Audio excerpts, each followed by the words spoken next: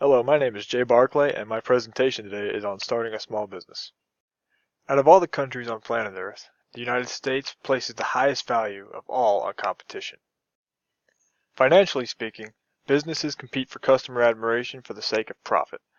Other countries located in Europe and Asia don't place value on the term customer is king, at least not the same value large United States brands place in their mission statements. This slide mentions 4 ways competition is ingrained into our society. I'll start with interpersonal. Interpersonally, the fact is we live in a society, one that has developed a culture. Most of us as members of the society, introverted or extroverted, feel the need to be accepted, whether it be from a single person, a friend group, or even romantically. There is a competitive tension there. Recreationally, the most obvious example is sports. Choosing your team and going head-to-head against your fellow countrymen for bragging rights or side bets. Some would say it's petty. Most would say it's all just in fun. Fact is, in our society, competition is a fixed variable, and small business is no different. 4 factors can be used to encapsulate the needs of a small business. Opportunity is the first. It involves being in the right place at the right time.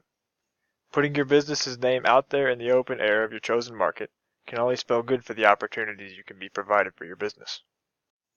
People comes next, and it basically means you should involve yourself in the community your industry has created. Networking is key when it comes to building a foundation for your business, and being good with people will always help. Context is third in line, and it involves your business situation. Things like your business location, budget, and ability to fulfill contracts or orders as a business should be considered here. Finally, on to risks and rewards. This involves situations like progression in the industry. The faster your business grows, the riskier the endeavor. What if too many orders come in too quickly for what you can handle? What if you simply want to live comfortably with a good income? What if you know your industry so well that you scare the competition into thinking you are a genuine threat to their profits? All of these things should be considered when you have the drive to make your business. Now I want to focus on market research. I call it the crystal ball of the business world simply because it helps you, as a business owner, see the future of market trends that are relevant to your business.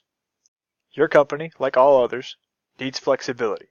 The best way to make that happen is to observe where a customer's wants and needs are. If you're selling a product, where does your product fit with the mindset of who you're selling it to? Does your product or service fall behind the times of what people need or want? Do your clients have budget changes that complicate your ability to sell to them? Has government regulation passed a new law that helps or hinders your business practices? Good market research is not always foolproof. It needs meticulous decision making. However, it also needs to be quick. Having the good market research is what keeps you on par or ahead of your competitors as a business owner. Next, I want to touch on failures as a small business and the statistics involved. Incompetency ranks first. This is a blanket term for lack of general knowledge when it comes to running a business. Second is management inexperience.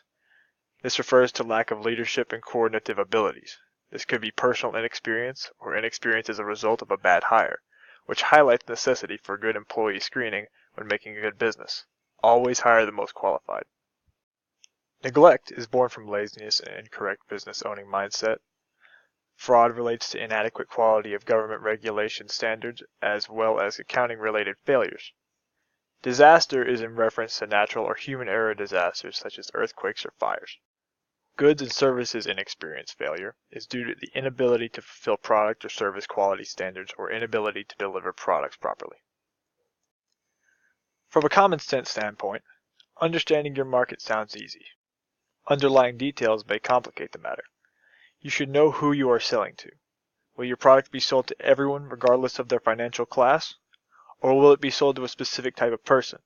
Setting up a niche market in a town of 700 people who are in the retirement years without delivery capabilities is unwise to say the least.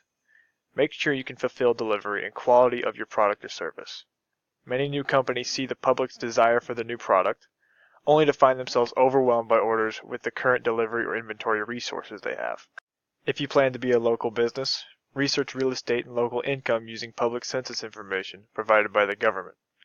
Lack of utilizing resources that come with living in the age of information will almost always categorize the failure of your business under incompetence.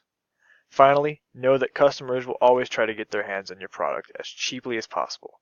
unless a sacrifice in quality is made to get the product cheaper. Value, as the slide says, is everything when it comes to marketing. What you as a player in the industry must do is prove to the customer that your product or service has worth. This value can come from a great number of things, things such as quality, prices, convenience, customer service, and personability. If the quality of your business's product or service exceeds others, it will show, even if it means convincing the customer of its higher quality, despite a relatively normal quality versus its competition. Convenience goes a long way with customers. Amazon is an excellent example of this in today's world. A few button clicks and you have the item of your choice on your doorstep a few days later. Customer service is valuable to many clienteles. It goes hand in hand a large amount of the time with personability. Large chain stores often outsource or mass hire for customer service, not always resulting in a personable experience. Bringing that longed-for personability to the market may be the cutting edge your business needs to rise above the competition. Know what you are getting into if you plan on starting your own business. It's not easy, but it is doable if you get into it with the right mindset and game plan. Find a budget and utilize that budget to set your foundation in market research. Even if you believe that you know everything about that market, there always could be some vague but crucial detail left out to you, determining the fate of your business as a whole. Do exceptional market research. Next, overextending is never a good idea. Many aspiring companies have fallen victim to their own ambition that got away from them. Know if, when, and how well you can fulfill your promise of a product or service. Advertising in the right place at the right time could be the defining success of your business. Know where and how to advertise to your market. The United States is an intimidating place to have your business. If you know your market, do your research, and be flexible as a business, you should make it in the most competitive country in the world. Thank you for listening, Mrs. Grisham, and I hope you have a wonderful break.